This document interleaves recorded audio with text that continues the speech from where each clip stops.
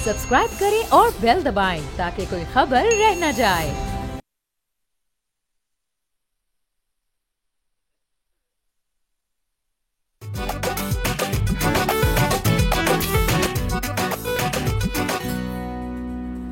अस्सलाम वालेकुम, बोलो जनाब में बहुत बहुत खुश आमदीद। मैं हूं असद निज़ामी, मेरे साथ हैं अली आफ्ताब। नाज़रीन, आपको पता है फ्राइडे को हम आते हैं, हम कोशिश करते हैं पूरे हफ्ते जो खबरें आप तक हमने इस शो से शेयर नहीं की उनको समेटें, उनके ऊपर बात करें। तो शुरू आज हम करेंगे क्रिकेट से। चैम्पियंस ट्रॉफी होने को जा रही है पाकिस्तान में फरवरी में। अलबत्ता एक मसला पड़ा हुआ है, पिछले हफ्ते भी इसके ऊपर बात हुई थी। गैर रस्मी तौर पे पिछले हफ्ते इंडिया ने कहा था कि हम यहाँ पे नहीं आएंगे, मीडिया रिपोर्ट्स थी उसके ऊपर। जो पीसीबी चेयरमैन है मोहसिन नकवी साहब, उनका बयान भी आया था कि हमारी तरफ से भी आप रवैया जो है, जो नरमी का इज़हार हो रहा था, वो अब सख्ती की तरफ जा सकता है।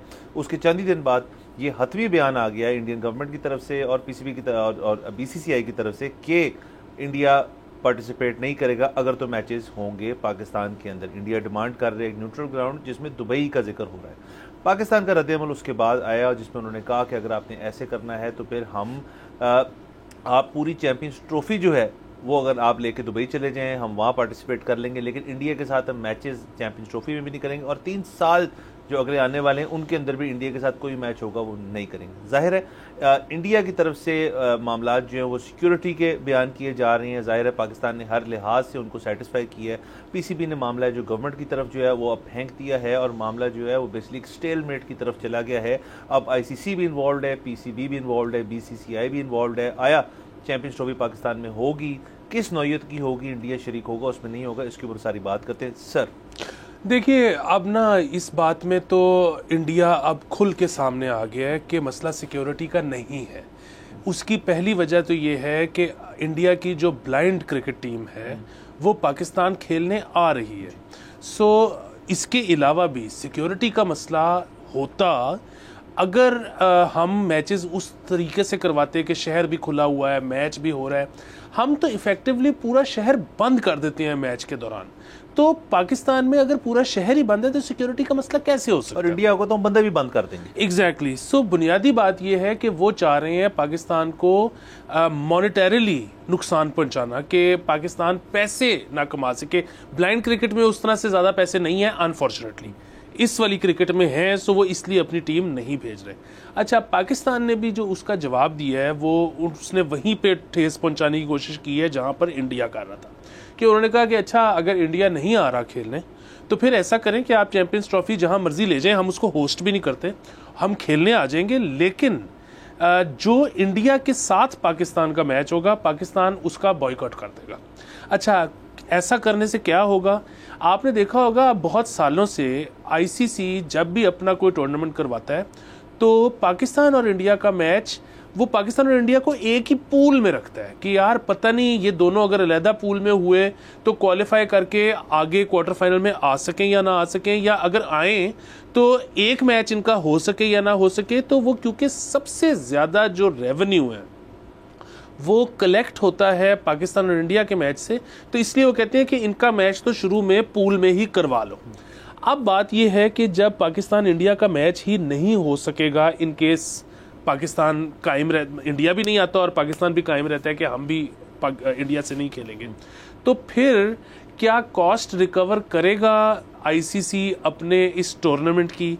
या अगर कॉस्ट रिकवर कर भी जाता है तो फिर क्या इतना प्रॉफिट बना सकता है कि ये जो सारी खेचल है, मतलब जाहिर है एक इवेंट ऑर्गेनाइज कराना उसमें काम होता है, तो उसके मतलब अगर तो उसके लिए एक रिटर्न एक बड़ा आ रहा है तो फिर तो सोचा जा सकता है, वरना क्यों आएगा? सो अगेन अगर ये नहीं होता तो फिर आईसीसी क्या ये पूरा टूर्नामेंट कैंसिल करवा देगा? अच्छा, अगर आईसीसी ये टूर्नामेंट कैंसिल करता है तो क्या उसके बाद अगले टूर्नामेंट रखेगा अपना, या आईसीसी अपने फिर आगे आने वाले तमाम टूर्नामेंट्स कैंसिल करवा देगा?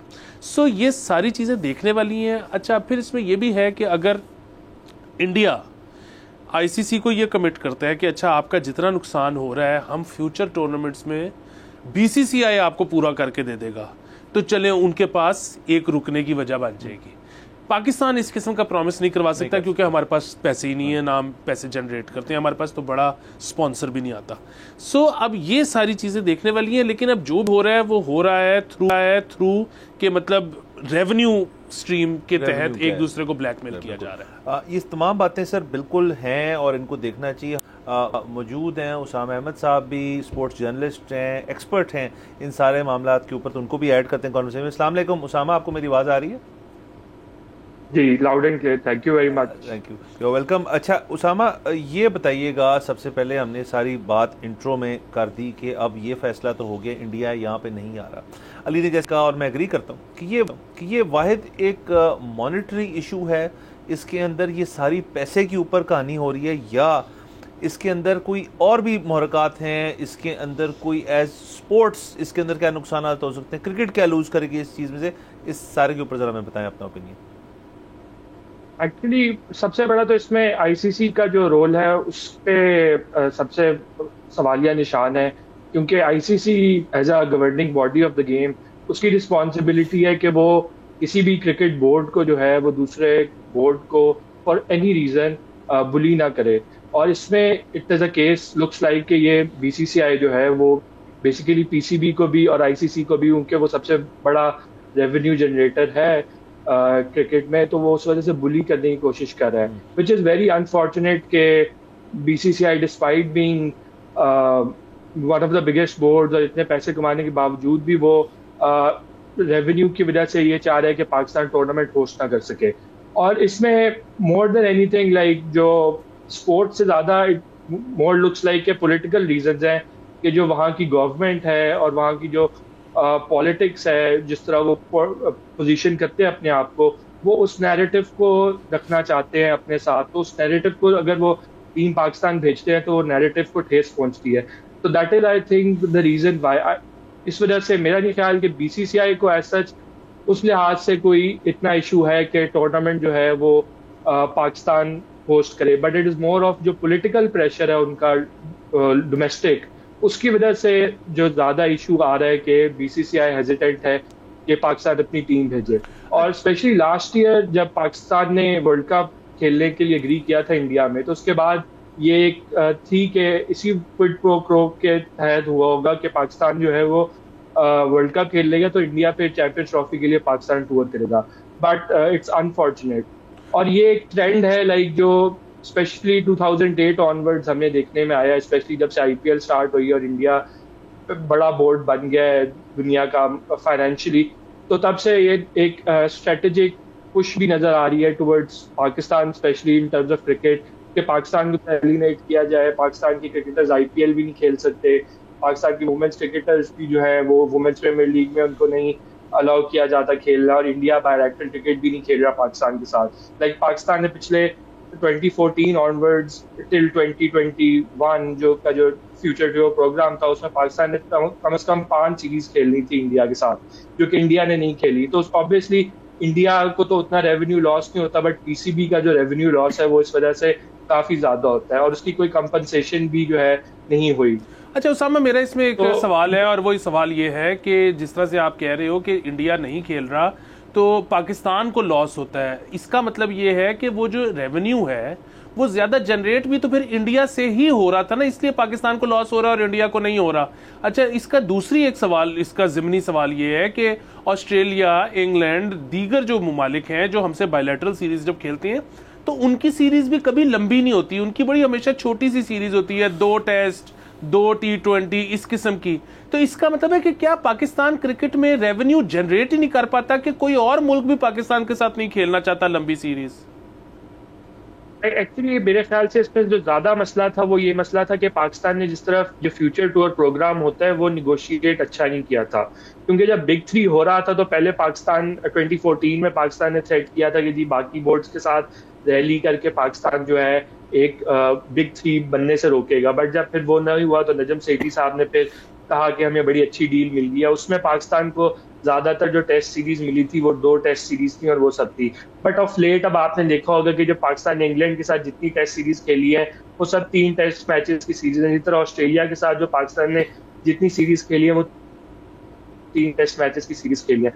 तो अब ऑफ रिसेंट लेट जब वसीम खान और ये लोग एहसान मानी थे बोर्ड में, तो उसके बाद जो फ्यूचर टूर प्रोग्राम था उसमें पाकिस्तान ने कुछ बेहतर निगोशिएट किया था इन टर्म्स ऑफ दैट। तो और अगर रेवेन्यू की भी जहां तक बात है तो at least Pakistan is the 4th highest earning board in ICC.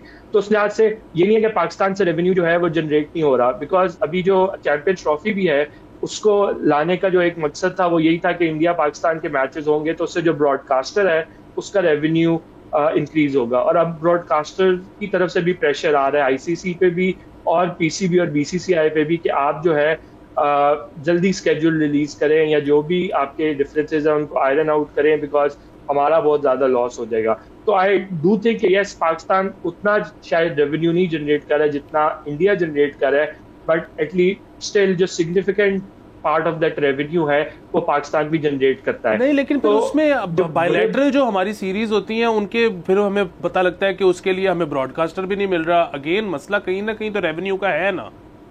हमारे पास बड़े स्पॉन्सर्स भी नहीं आते, हमारे पास यहाँ पर पेपर व्यू भी नहीं है, हमारे पास अभी तक बड़ा वो पुराना केबल वाला तजर्बा चल रहा है जिसपे पता नहीं कितने लोग पैसे देते हैं कितने नहीं देते। हमारे स्पॉन्सर्स भी बहुत लोकल किस्म के हैं, तो कुछ ना कुछ तो है।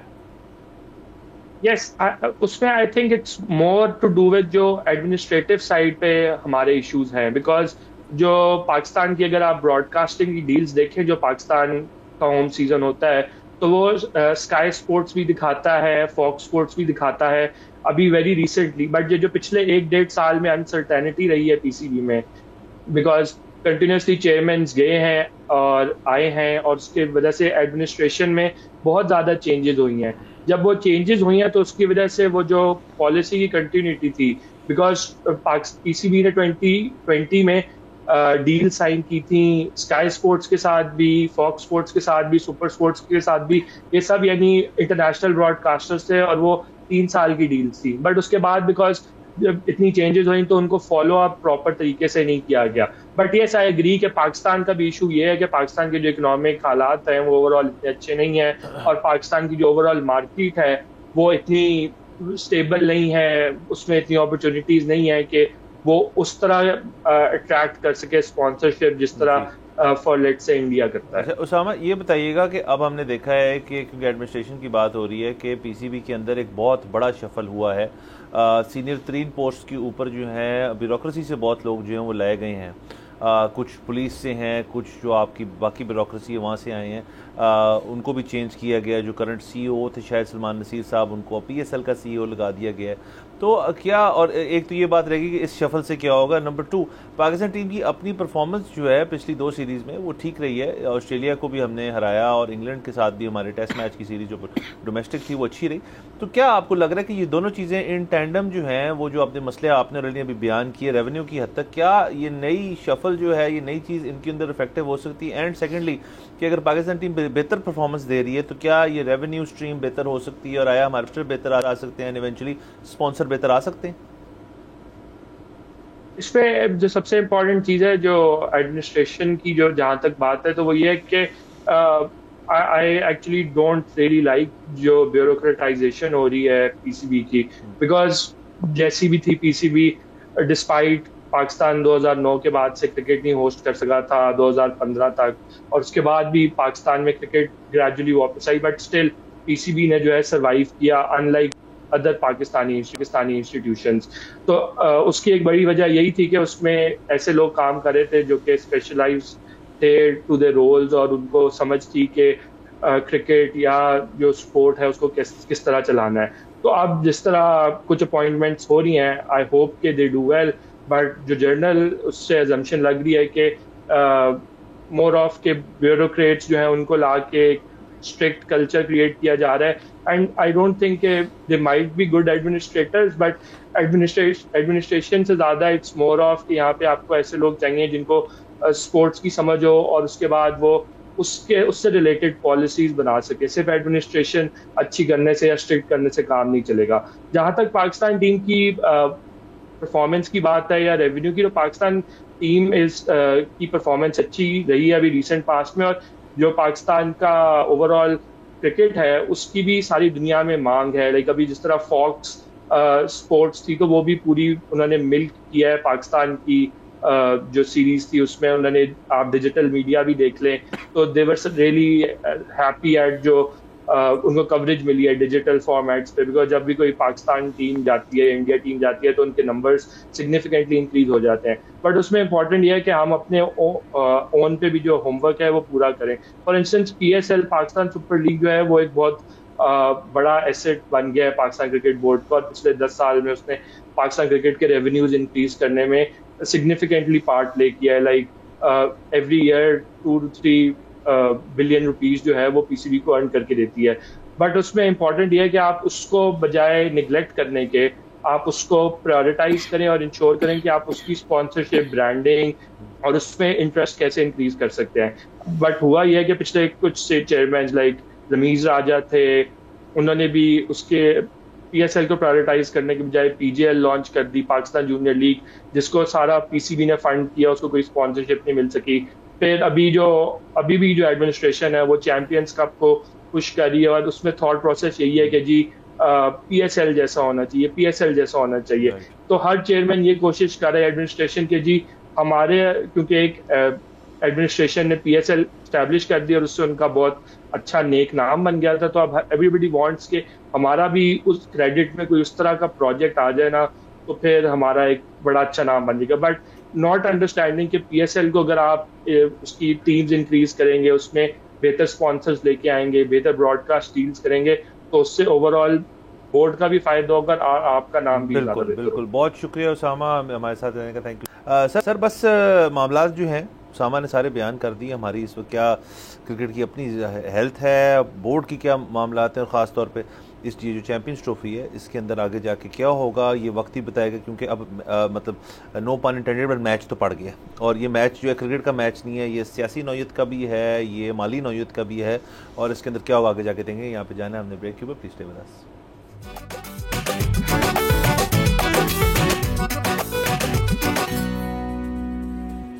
Welcome back from the break. आप देख रहे हैं बोलो जनाब। सर आपको फिर से मुझे ले जाना पड़ेगा सर FPR सर, केक काटना नहीं सर, आप क्यों और दफा सर कहते हैं? मैं कभी भी आपको FPR केक कटाने के लिए लेकर नहीं जाऊंगा सर। एक्सक्यूज मी सर, हम चलते हैं, 2 मुख्तलिफ खबरें हैं लेकिन उनको मैंने क्लब कर दिया। आपको पता है मुझे इस चीज़ का है कि मैं दोनों खबरें क्लब कर दूं, मज़ा आता है। वाह। तो सर शुरू करते हैं पहली खबर से।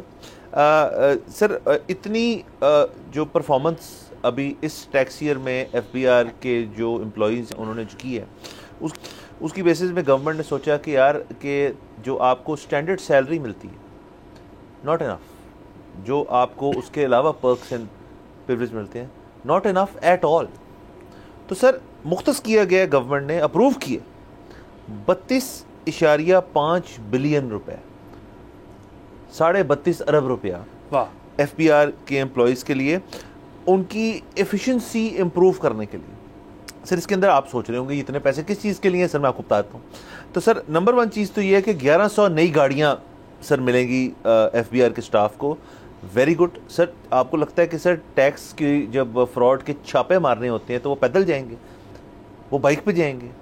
सर वो नई गाड़ी पे जाएंगे ना, तो फिर ज़रा सा टैका बनता है। एक तो ये, उसके साथ साथ सर 4 एडिशनल सैलरीज जो है एज बोनस दी जाएंगी एम्प्लॉयज़ को। जाहिर है इसके अंदर ईयरमार्क उन्होंने किया होगा तमाम स्टाफ की, शायद ये नहीं है, बट जो उनके क्या कहना चाहिए सर टॉप परफॉर्मर्स हैं, ये उनके लिए उन्होंने चीज़ की है, तो उन सबको मुबारक हो।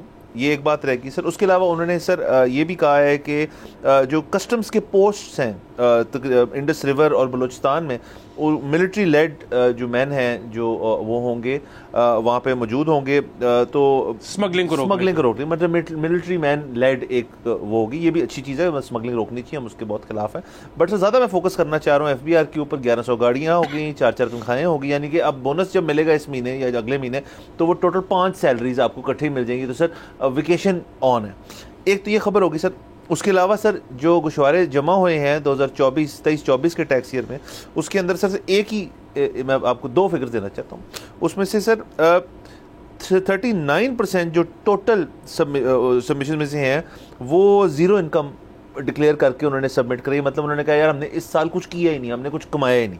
सो वो जो एज इज़ सबमिशन होती है फाइलर स्टेटस अपना एक्टिव रखने के लिए, उस बेसिस पे लोगों ने वो फाइल कर दी हैं। तो सर ये भी है।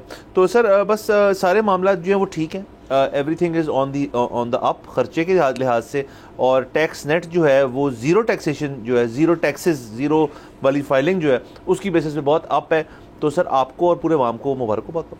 सर देखिए, मैं तो अब आपको दावे से कह सकता हूं कि FBR जो है ना वो एक दिन बिल्कुल ठीक हो जाएगा और तरक्की करेगा, और उसकी वजह ये है कि ये होती है अप्रोच कि यही मैं और आप कोई काम कर रहे हो, कोई हमारा कारोबार हो और उसमें हमें फ़ायदा ना हो रहा हो या हमें एक्चुअली नुकसान हो रहा हो, तो हम क्या सोचेंगे, हम कुछ महीने बाद सोचेंगे कि यार ऐसा करते हैं कि कॉस्ट कटिंग करते हैं, डाउन साइज करते हैं, और उसके बाद जब परफॉर्मेंस बेहतर होगी तो फिर दोबारा से टीम बिल्डिंग करेंगे। लेकिन सर जो बड़े इदारे होते हैं ना वो ऐसा नहीं सोचते, वो कहते हैं कि नुकसान हो रहा है और इन्वेस्ट करो। तो ये जो अप्रोच है ना ये इवेंचुअली कामयाबी की जमानत होती है सर। तो ये पैसे जो है वो ठीक है कि आपके टैक्स मनी से जा रहे हैं तो आप शायद शक कर रहे हो, लेकिन आपने शक की तबीयत आपको पता है कि आपने नहीं रखनी, आपने हमेशा पॉजिटिव रहना है सर। बाकी ये जो है ना कि जाहिर है कि ज़ीरो जो लोगों ने किया है, वो ज़ीरो का मतलब ये होता है कि टैक्स एप्लीकेबल नहीं था, मतलब वो जाहिर है मैंने कमाया लेकिन वो टैक्स जो है वो या तो मेरा वो 6 लाख रुपए से कम थी इनकम, या वो एट सोर्स कट चुका था, या ये था या वो था। वैसे खैर वो सोर्स कटा हो तब भी आपको डिक्लेयर तो आप करती हो कि आपने कटवाया था। सो बुनियादी बात ये है कि ये तो अभी आपने बताया ना कि 32 अरब रुपया अब लग रहा है। थोड़े अरसे पहले भी आपको याद होगा कि एक ग्रांट मंजूर हुई थी और उस ग्रांट में जो पैसे थे उसकी फिगर मैं भूल गया हूँ, लेकिन उनमें ये भी शामिल था कि जी अभी हमारे पास जो लोग अपना डाटा फाइल करते हैं उसको चेक करने के लिए कि लोगों ने ठीक किया या गलत किया है, हमारे पास जो एनालिस्ट हैं वो बमुश्किल 8% अकाउंट्स चेक कर सकते हैं। सो इन्होंने मजीद पैसे हुकूमत ने दिए थे, शहबाज शरीफ साहब ने दिए थे कि मजीद एनालिस्ट हायर हो सकें, बाहर से हायर करेंगे, जो कि ये फैसला कर सकें कि लोगों ने जो फाइल किया है वो ठीक किया या गलत किया। अब जो इसमें एक ये कैच 21 में फंस गए हैं ना, वो ये है कि ये अगर उसको गलत डिक्लेयर करना शुरू कर दें और उसकी छानबीन करके और उस पर केस बनाना शुरू कर दें, और होगा क्या कि वो फिर एक तो ये कि क्या आपके पास अदालत जो इसकी टैक्स की अदालत होती है, क्या उनके पास इतने मैजिस्ट्रेट्स हैं कि वो इतने सारे केसेस सुन सकते हैं, सवाल नंबर 1। सवाल नंबर 2 कि जब ये लोग नॉन फाइलर डिक्लेयर हो जाएंगे, जो अभी इस साल नए फाइलर्स आए हैं, तो फिर वो जो केक कटता है कि इस दफ़ा हम इतने ज़्यादा मजीद नए फाइलर लिए हैं, वो केक फिर अनकट हो सकता है। एक ऐसी सेरेमनी हो सकती है जिस तरह कंट्रोल Z अंडू होता है कि जो पिछला हमने केक काटा था वो केक वापस साबित हो जाए। तो ये बड़े सारे इस किस्म के मसाइल हैं जिनको एड्रेस करना पड़ेगा। सर केक के ऊपर तो मुझे आइडिया है सर, अनकट कैसे किया जाता है। सर नया केक आएगा, उसको खाने के बजाय आप लोगों के ऊपर फेंकेंगे इस तरह हो सकता है सर, और तो कोई तरीका नहीं है सर। बात यही है ना कि अब जाहिर है हम तो ज़रा लाइट तरीके से ये गुफ्तगू कर रहे हैं, लेकिन फिर वही बात है कि जब आप जाएंगे तो वो कहेंगे कि जी हमारे पास कैपेसिटी नहीं है चेक करने की। जब आप जिस तरह से मैं कह रहा हूँ उसके बाद आप अदालत जाएंगे, वो कहेंगे जी हमारे पास कैपेसिटी नहीं है चेक करने की। मतलब आप सब इन सब को छोड़ दें, आप बहुत बेसिक लेवल पे आ जाएं। जिस तरह से इस दफ़ा आपने और मैंने टैक्स अपना फाइल किया है, क्योंकि सर्वर बार बार बैठ जाता था, मतलब यहाँ पर जो कोड जनरेट होता है जो आपको SMS के थ्रू रिसीव होता है फाइलिंग के वक्त, वो नहीं था आ रहा। तो अब अगर आप उनके पास जाएंगे, डेवलपर्स के पास, तो वो कहेंगे कि हमें बजट ही इतना कम दिया गया था, हम सर्वर ही अच्छा नहीं ले सके। सो अब आप जिसके पास भी जाते हैं ना, उसके पास एक सॉब स्टोरी है सुनाने के लिए, और उसके पास एक बहुत अच्छा रीज़न है कि मैं जो कर रहा हूँ वो क्यों ऐसा कर रहा हूँ। सर बिल्कुल ऐसे ही है, सॉब स्टोरी तो यही है ना जी कि पैसे नहीं है हमारे पास। अच्छा लेकिन पैसे तो है ना सर। सर देखिए ना 32 अरब रुपया काफ़ी पैसे होते हैं, मेरे ख्याल में काफ़ी पैसे होते होंगे सर। सर मसला सारा इसके अंदर ये है कि आप चले इस तरह से देख लेते हैं सर कि अब जो चीज़ें कर रहे हैं FBR के लिए, लिखा हुआ है खबर में कि एफिशिएंसी बढ़ाने के लिए। सो एफिशिएंसी तो सर इन चीज़ों से मेरा तो ख्याल ये था बढ़ती है कि जी आप स्किल्ड लेबर ऐड करना शुरू करते हैं, आप मैकेनिज्म्स के अंदर जो किंक्स हैं वो उनको आप स्ट्रीमलाइन करें, आप मशीनरी जो है आपकी जो लेबर फोर्स की तहत में उसकी ऑयलिंग करें, मतलब उनके अंदर जेलिंग करें, आप सारा कुछ करें। यहाँ तो सर बात चल रही है सिर्फ 1100 गाड़ियाँ और 4 इजाफी तनख्वाहों की। उससे तो सर एफिशिएंसी नहीं बढ़ेगी ना। देखिए सर, मैं अगर फ़र्ज़ करें एफबीआर का एम्प्लॉई होता, काश सर वैसे अगर तो ऐसे बोनसेस मिल रहे तो वैसे में तो मैं नहीं हूँ कि मेरी अगर परफॉर्मेंस अप टू मार्क नहीं रही, जो टारगेट्स थे वो नहीं मीट रहे और मैं सॉफ्ट स्टोरी सुना देता हूँ जैसे आप कह रहे हैं कि यार हमारे पास रिसोर्सेज इतने, इस रोज़ में इतना ही काम हो सकता है, तो मुझे तो उल्टा उसके लिए रिवॉर्ड किया जा रहा है, एक नई गाड़ी और 4 एक्स्ट्रा तनख्वाहें। तो सर मैं तो फिर यही होऊंगा कि यार सारे साल जो है मैं अपना बेयर मिनिमम जो है, अगर if I get by on that, और जाहिर है मुश्किलात भी होंगी एफबीआर के स्टाफ के लिए कि वो नहीं कर पाते होंगे, तो वो कहते हैं मैं सर अगर ये कह दूंगा तो मुझे बोनस मिल जाएगा और मुझे गाड़ी मिल जाएगी, ये भी ठीक नहीं है ना, प्रेसिडेंट अच्छा नहीं है, मैं कह रहा हूँ। देखिए बात पता क्या है, ये भी बहुत डिस्कशन हो चुकी है कि हम जो है रिवॉर्ड बेस्ड अगर KPIs रखें कि अच्छा जी अगर आप इतना रेवेन्यू जनरेट करेंगे तो उसमें से आपको इतने % मिलेगा। अच्छा, और ये हो भी चुका है, ये सरकार कर चुकी हुई है। प्रॉब्लम फिर वही है कि ये फैसला नहीं हो पाता कि ये जो रिवॉर्ड है ये ज़्यादा है या अगर वही शख्स ब्राइब ले ले तो वो ज़्यादा है। ठीक है, सो वो भी हम कोई फाइन बैलेंस नहीं क्रिएट कर पा रहे। और बुनियादी बात यह है कि यहाँ पर सबको पता है, सरकार को, रियासत को, आपको, मुझे, कि ये सारी कुछ कोशिशें की जाएंगी और एंड में इस सब को बाईपास करने का हमारे पास एक बहुत सादा सलूशन है, मिनी बजट। कि अच्छा जी जो हम शॉर्टफॉल रह गया था रेवेन्यू में वो हम मिनी बजट लेके पूरे कर लेते हैं। तो जब ये आपके पास हमेशा ये रास्ता होगा तो फिर ठीक रास्ता तो सिर्फ मुश्किल ही होता है ना। अच्छा, लेकिन इस दफ़ा सर ज़रा मिनी बजट के ऊपर ना ज़रा सा थोड़ी टेंशन पड़ी है। जो आपको पता है अभी पिछले हफ्ते IMF का एक ग्रुप जो था वो आके हमसे मुज़ाकरात कर रहा था सेकंड ट्रांच के बारे में और दीगर जो हमने क्या क्या अचीव किया उसके ऊपर। तो IMF की तो सर तकरीबन रिपोर्ट इसी किस्म की दी है कि जी जो हमने चीज़ें कही थी और जो हम चाह रहे थे वो आपने तकरीबन सारी कर ली हैं, तो मिनी बजट की ज़रूरत नहीं है। मेरे ख्याल में हुकूमत चाह रही थी, उन्होंने नहीं करनी है। बहरहाल सर हमने यहाँ पे जाना है एक ब्रेक के ऊपर, लेट्स टेक अ ब्रेक।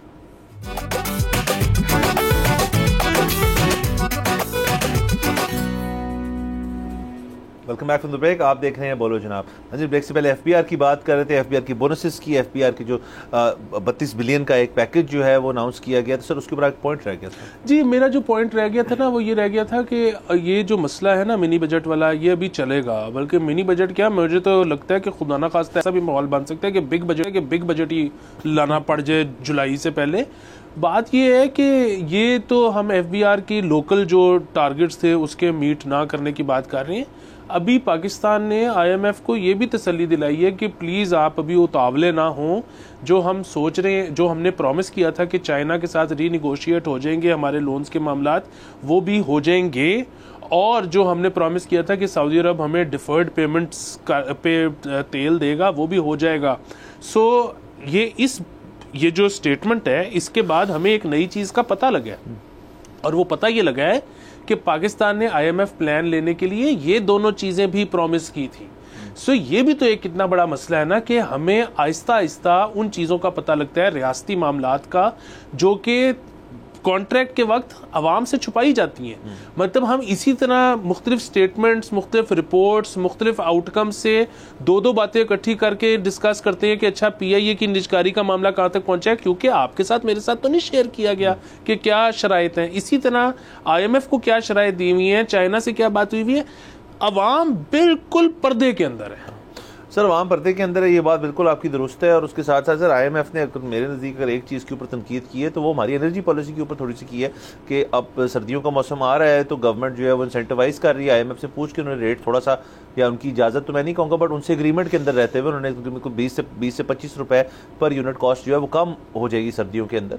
और उसके साथ साथ उन्होंने कहा कि आप बिजली खुल के इस्तेमाल करें, लेकिन सर लोग जो नहीं कर रहे ना बिजली इस्तेमाल, क्योंकि और उसके साथ साथ ये भी फैक्टर है कि दुकानें भी बंद की हैं स्मॉग की वजह से। तो सर गवर्नमेंट जो है वो तमाम पॉलिसीज़ के अंदर ना हादसाती तौर पर भी फंसी जा रही है और उससे निकलना जो है वो एक मुश्किल चीज़ बनती जा रही है। चलिए, दुकानें तो आपने स्मॉग की वजह से बंद की है ना। बात ये है कि एक तरफ आप बिजली सस्ती कर रहे हैं इनकरेज करने के लिए कि जी लोग इस्तेमाल करें, दूसरी तरफ मेरे घर पे, मेरे ऑफिस में लोड शेडिंग हो रही है। तो भाई को क्लैरिटी दें, बिजली है नहीं है, बताएं क्या है। हमें नहीं पता लोड शेडिंग क्यों हो रही है और क्यों हो रही है, फिर अभी भी क्यों हो रही है लोड शेडिंग। बारह सर आगे चलते हैं सर, इसी से ताल्लुक़ रखता है जो हमने एनर्जी की बात छेड़ी थी। एक सर खबर आपकी मेरी नज़र से गुजरी, ये कहा जा रहा है कि इस दफ़ा गैस के अंदर SNGPL जो है वो फराहम करने लगा है मुस्तकिल गैस विदाउट लोड शेडिंग चंद लाहौर के पॉश इलाकों में, जिसके अंदर DHA आ गया, कैंट आ गया, अलामा इकबाल टाउन आ गया और इस किस्म की जगह जो पॉश इलाके माने जाते हैं, गुलबर्ग आ गया इसके अंदर, वो जो मानी जाती हैं उसके अंदर गैस की लोड शेडिंग होगी ही नहीं। और बाकी जो जगह रह गई उसके अंदर तकरीबन 9 घंटे आपको गैस मिलेगी, बाकी आपको नहीं मिलेगी। तो ये सर क्यों एक फैसला हुआ है? ये तो बड़ी एक क्लासिस्ट एलिटिस्ट किस्म की एक पॉलिसी है। मेरा इसके अंदर सिर्फ एक जो जो जो नुक्ता है वो ये है कि ये घर जहाँ पे गैस नहीं आ रही, जो लोड शेडिंग गैस की लोड शेडिंग तंग है, उसमें कुछ तो उन्होंने सिलेंडर बेसिस पे चले गए हैं गैस, अगर जिनको चाहिए, जिनको गैस बिल्कुल उन्होंने तमाम तौर पे बंद कर दी है अपने घरों में से, वो तो अब इलेक्ट्रिकल अप्लाइंसेस पे आ गए हैं। वो अपना खाना भी इलेक्ट्रिकली बना रहे हैं, वो अपना पानी भी इलेक्ट्रिकली गर्म कर रहे हैं, वो अपने आप को भी इलेक्ट्रिकली गर्म कर रहे हैं सर्दियों के मौसम में खास तौर पर। तो अब गैस उनको 24 घंटे फराहम आप कर देंगे। और ये भी सर इसमें कंसिडरेशन है, ऑडियंस के लिए भी ये मतलब एक क्वेश्चन है कि गैस का निज़ाम जो है उसके अंदर रेगुलरली गैस फ्लो होती रहे तो वो ठीक तरह चलता है। अगर एक दफ़ा कुछ सालों के लिए आपका बंद रहा है, फर्स्ट करें ऐसे इलाके हैं जहाँ गैस ही नहीं रही इतनी देर से, तो आप जाते साथ आप हमारी शो देख के गैस प्लीज ऑन ना कर लीजिएगा, किसी को बुला के एक दफ़ा चेक करा के किसी टेक्नीशियन को, फिर आपने पीछे से गैस छोड़नी है अपने घर के अंदर। ऐसे नहीं कर लीजिए। गैस का मामला जो है ना सर पानी की तरह नहीं है, गैस जो है वो फिर बड़ा ख़तरनाक मामला हो जाता है। तो गवर्नमेंट सर क्या सोच रही है, ये क्या मामला हैं, ये बड़ा मेरे लिए तो बहुत इंटरेस्टिंग है ये क्या हो रहा है। जी बिल्कुल, एक तो ये है कि अभी ना एक्सट्रीम सर्दी आई नहीं, तो वो अभी तक तो शॉर्टेज उस तरह से गैस की हुई भी नहीं, और अभी तक उस तरह से टेलीविज़न पर इकोनॉमिस्ट्स बैठ के इसके ऊपर बात भी नहीं कर रहे। अच्छा, दूसरी चीज़ ये है कि इस तरह की जो बात है ना कि मतलब जाहिर है चले पॉश में दे रहे हैं, जो कि अगेन गलत बात है, लेकिन अगर कंटिन्यूस सप्लाई है तो इसका मतलब है कि वो जो हर दफ़ा मामला हो जाता है कि LNG इस दफ़ा सस्ती मिली है, इस दफ़ा महंगी मिली है, इस दफ़ा टाइम पे कॉन्ट्रैक्ट ही नहीं हो सका। उसमें एक गुड न्यूज़ भी है कि इनको डेरा बुगटी में एक नया ज़ख़ीरा भी मिला है जिसको इन्होंने फौरी तौर पर इनकॉर्पोरेट कर दिया है सिस्टम के अंदर। अच्छा, अब जाहिर है प्रॉब्लम ये है कि ये बिजली में भी होता था, आपको याद है कि जहाँ पर रिकवरी रेट अच्छा है वहाँ पे कम लोड शेडिंग होती है, जहाँ पे रिकवरी रेट ख़राब है वहाँ पे ज़्यादा लोड शेडिंग होती है। लेकिन ये कितनी बुरी बात है, उसकी वजह ये बिल्कुल ऐसी है जिस तरह लोग कहते हैं ना कि जी पूरा का पूरा आप रेगुलेशन लेके आए सोशल मीडिया के ऊपर। जी पूरे सोशल मीडिया पे क्यों रेगुलेशन लेके आनी है? जो एक शख्स या जो 50,000 लोग अगर कोई उस पर गलत काम कर रहे हैं तो उनको अदालतों में ट्राई करें जिस तरह पूरी दुनिया में होता है। अच्छा, इसी तरह बात यह है कि अगर आपने एक इलाके की रिकवरी ठीक नहीं है इसलिए आपने उस पूरे इलाके को पिनलाइज कर दिया है, तो उस इलाके में जो लोग टाइमली अपना बिल देते हैं उनके पास क्या इंसेंटिव रह गया है कि वो टाइमली बिल दें? फिर तो वो भी चोरी करेंगे। और फिर आप देखें कि कितनी मैस माइग्रेशन होगी, जिसके पास पैसे आएंगे वो कहेगा यार इस इलाके से तो निकलो, यहाँ ना गैस आती है ना बिजली आती है। दूसरी और आखिरी चीज़ ये है कि ये जो पॉश इलाके होते हैं ना, पॉश इलाकों में तो लोग अफोर्ड कर सकते हैं। बात यह है कि जो गैस जिसके घर में आ रही है ना वो मिल रही है उसको सब्सिडाइज्ड, उसको मिल रही है जो कि आहिस्ता आहिस्ता हुकूमत ख़त्म कर रही है सब्सिडी, लेकिन फिर भी उसको सस्ती मिलती है कंपेयर टू सिलेंडर या जो लकड़ी पे जलाता है। हालांकि इसको उनसे महंगा होना चाहिए। उसकी वजह यह है कि मैंने सिलेंडर बाहर हल जाके लेके आना है, लकड़ियां जाके लेके आनी है। ये कितनी बड़ी कन्वीनियंस है कि मुझे कुछ भी नहीं करना पड़ता, मैं चूल्हा जलाता हूँ और गैस आ जाती है। तो आपने उनको महंगी देनी है। उसकी वजह यह है कि ये जो अमीर तबका है उसको गैस मिल भी सस्ती रही है जो कि महंगी अफोर्ड कर सकते हैं, और वो जो बेचारा गरीब है उसको महंगा सिलेंडर या महंगी लकड़ी लानी पड़ती है। तो ये तो उनके साथ डबल जाती है। और सरकारी जो मिल रही है वो मिल सिर्फ 9 घंटे रही है और उनको 24 घंटे मिल रही है। सर इस जैसे आपने जिक्र किया गैस का एक नया उनको जरा एक सोर्स भी मिली डेरा बुगती में, उसको उन्होंने इनकॉर्पोरेट कर दी शायद इसके अंदर, ये भी अच्छी बात है एक। और दूसरा सर आप जब अभी गैस मंगवाने की और LNG करने की बात करते मुझे हिमायत साहब याद आ गए। सर एक वक्त सर वो भी दौर था जो हमारे साथ रोज टीवी पे बैठे होते जस्टिफाई कर रहे होते थे कि नहीं वो मेरी गलती नहीं है, वो बस ईमेल गलत हो गई थी। तो सर ये भी मुझे याद है बातें। भारत सर ये डेफिनेटली एक ना क्लासिस्ट किस्म की बहस छिड़ जाती है इस खबर को डिस्कस करते हुए कि ये तो आपने उल्टा जो opposite of what should have been done कर दिया। अगर तो ये होने को जा रहा है और कुछ इलाकों में मुझे खबर मिल रही है कि हो रहा है कि गैस आ रही है, मुस्तकिल आ रही है, लोग बड़े खुश हैं इस चीज़ के ऊपर, लेकिन एट व्हाट कॉस्ट। और दूसरा सर इसके अंदर एक और मेरे ख्याल में बात जो है वो ज़्यादा पर्टिनेंट हो जाती है, वो एक सियासी नोयत की गुफ्तगू है कि गवर्नमेंट ने शायद हुकूमत ने इस चीज़ का एक फ़ैसला कर लिया या ये चीज़ समझ बैठे कि यह जो ताकतवर हल्के हैं उनको आपने अब ना, जो मैसेज नहीं है बाय द वे, उनको आपने ना कंफर्टेबल रखना है, आपने उनको ना ठीक रखना है। क्योंकि जो पॉपुलर ओपिनियन है वो भी शायद वो ड्राइव कर सकते हैं, जहाँ से बिजनेस फ्लो होना है, इस मुल्क के अंदर पैसा आना है, वो भी वो करते हैं। और जो इलेक्शन है, आप गरीबों को और जो एक मैसेज है उनको तो आप इसलिए अपील करते हैं ताकि आपको वोटिंग के अंदर हेल्प हो जब आपने री इलेक्शन के लिए खड़े होना है या इलेक्शन के लिए खड़े होना है।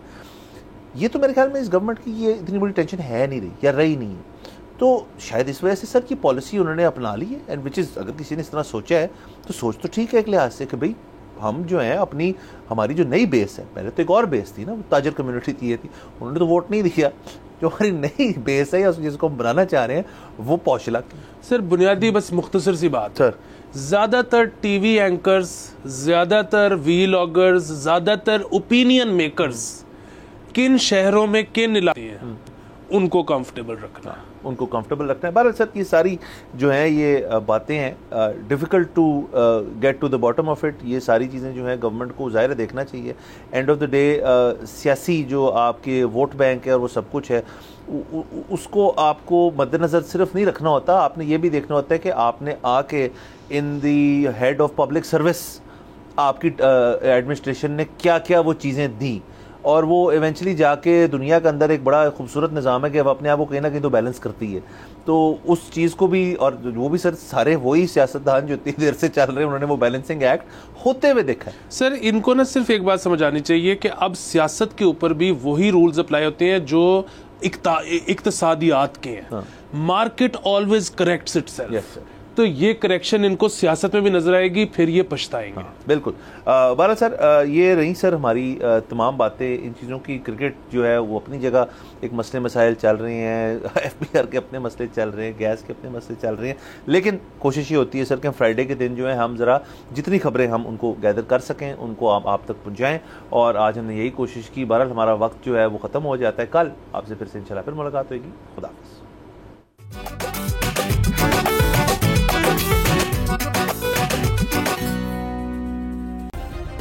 सब्सक्राइब करें और बेल दबाएं ताकि कोई खबर रह न जाए।